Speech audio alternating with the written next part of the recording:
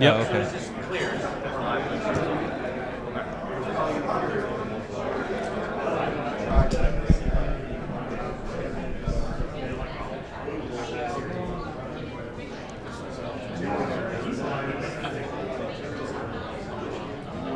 See the questions? No, I lost them. Where'd they go?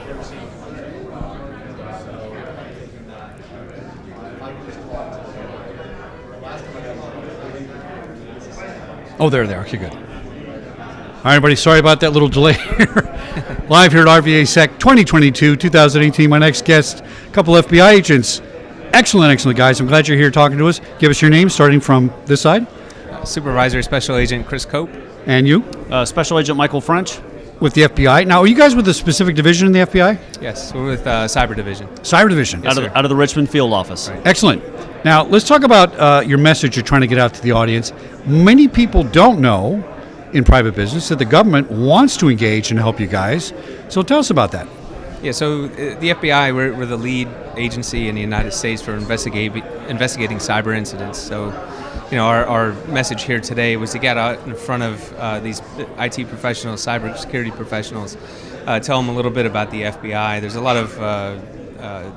lot of misconceived opinions and notions of what the FBI is, that we're just going to come in, take your data, and leave without question. Right. So our main reason for being here today was get out in front of them, tell them a little bit about cyber investigations, how we investigate crimes, and how we attribute and prosecute.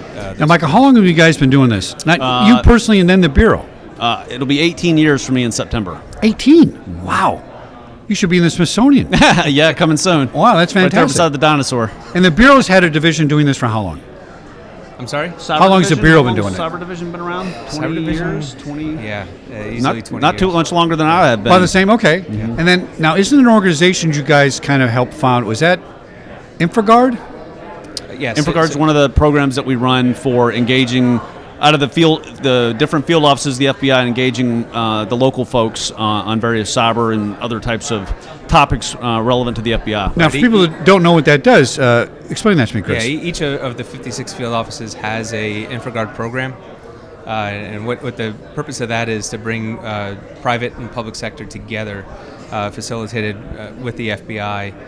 It's mostly volunteers through around the area of responsibility, right? That will engage in the program, and it's really up to the volunteers to determine the effectiveness of the program as well. But part of that is really about information sharing. Now, you and I talked about this yesterday before we recorded today. Is information sharing doable working with government and private sector? A lot of people, I think, hesitate to engage because they figure out, I can't really share my private data. The government's not going to give me data. Talk about what data sharing means in this partnership.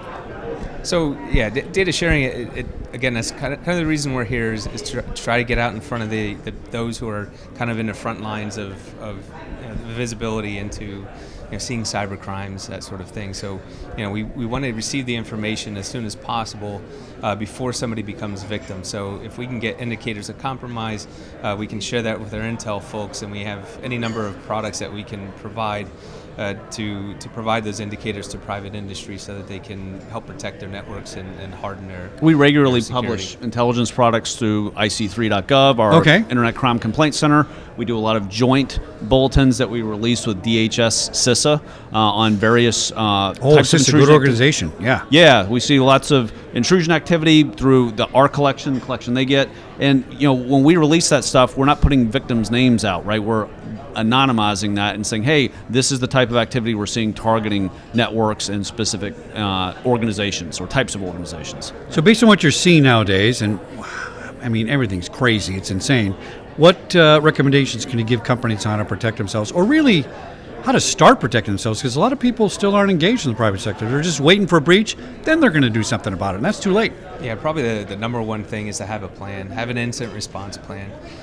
Make sure you know if you have multiple resources that would be action during that plan, know what their roles are. I can't tell you how many times we walked into a business and asked them, all right, have you implemented your plan? How are you remediating your network? what sort of action are you going to take to help mitigate the problem? So really, it's about having an incident response plan and know what those roles are.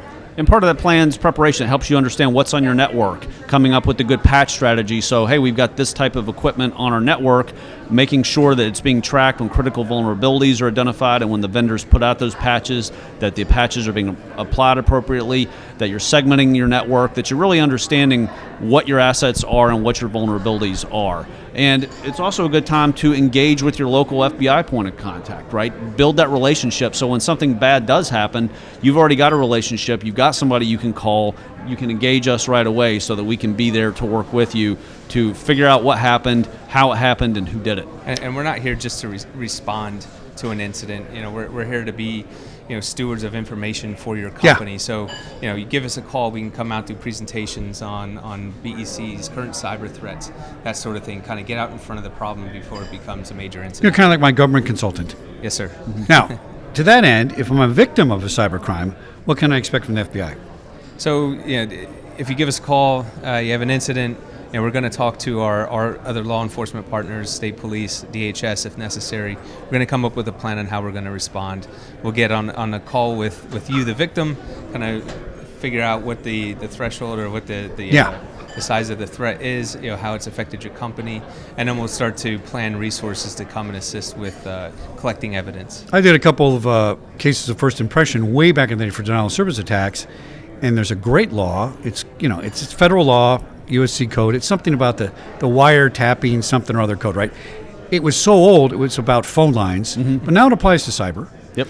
So does that kind of give you guys general jurisdiction over almost all internet crimes? Because these things are being transferred through our wire services now. Yes. Yeah. There's a general presumption that by using the internet that has crossed state lines. Right. And the bulk of the FBI's jurisdiction is interfering with interstate commerce. So we can pretty quickly get involved with any cyber incident and assist. Now, do you find, well, there you go, assist or handle it, depends on the threshold, I get that part. Do you find that it's best really to maybe push it down locally? Do we get do we get better information locally than handling it from the federal level way at the top? So it depends, and that's why we have task forces. So, okay. So if it gives us the ability to work everything from local up through federal, and those task force officers are deputized under federal authority, so that if they do get something locally, they can aggregate information from other localities, pull it up through the federal system, and we can prosecute that way. Now I'm going to ask you guys a tough question, because I get this question all the time and I ask it all the time. And I'm not saying this is a position, but it's what we hear. Ransomware. Don't pay the ransomware. Correct. Do not pay. Now, is that a government policy, an FBI policy? What is it? That's the FBI's recommendation to... Recommendation? Yes. All right, that's better. Yep. All right. Because we can't force a company to do or not do something. Oh, that makes sense. Okay. Right? But we're trying to... It's much like a traditional kidnapping, right?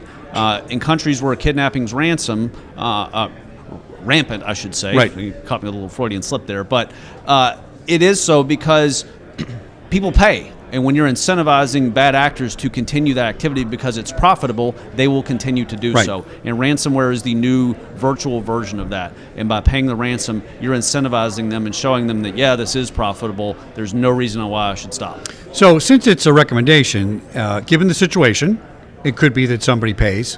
And a lot of times, they make this a business decision, return on investment. Right. And if you didn't do a good job protecting your network, I find that they're paying because they don't have any backups. They don't have anything to recover from. Right. There was that hospital down San Diego Way last year that had a big problem. I'm sure you know who that is without naming names. And I think they didn't pay, and that trickled down to some supplemental issues about it. What about, besides ransomware, I've heard today at the conference that email scams and attacks actually cost more money to businesses than ransomware did. Email compromises is several factors larger than in loss terms than ransomware. Yeah, we're talking billions versus millions. Yeah, more difficult to protect against? Yep. Yes.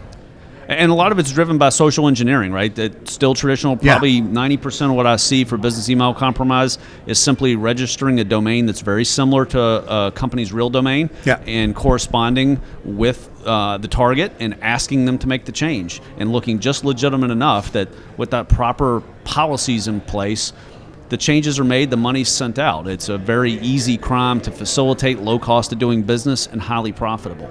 And still, the typical issue is the human, right? Right. Engaging with that email, not doing proper verifications that the vendor request is legitimate. Most of the ones we see are social engineering. And a lot of the issue too is, like Mike said during the conference, they're targeting the accounts payable clerks, those responsible for paying. That's their job the to pay. invoices, right? So none the wiser. They see invoice come in and they just pay it, requesting ACH information to be changed, and they just pay it. So the important thing, obviously, is to have a solid cyber awareness. Let's talk program. about prosecution real quick. I mean, back in the day, I had a couple of cases of first impression for copyright violations, criminal copyright violation. That's where I started out working. Yeah, and that was kind of a new thing back then. Has the law caught up with the prosecutions for cybercrime? Because 15 years ago, it's like, how do I file this? What do I do? Because the DAs didn't understand the technology and all kind of stuff. Are we putting people in jail for this stuff now? Yes, I would say probably the biggest issue, at least in my personal experience, has been a lot of the judges still grapple with understanding the technology and the seriousness of the crime. I'm seeing more defenses are getting longer terms, but a lot of times you can see somebody that would walk into a bank and get $10,000 with a note and threatening that they had a gun but never producing one. Right.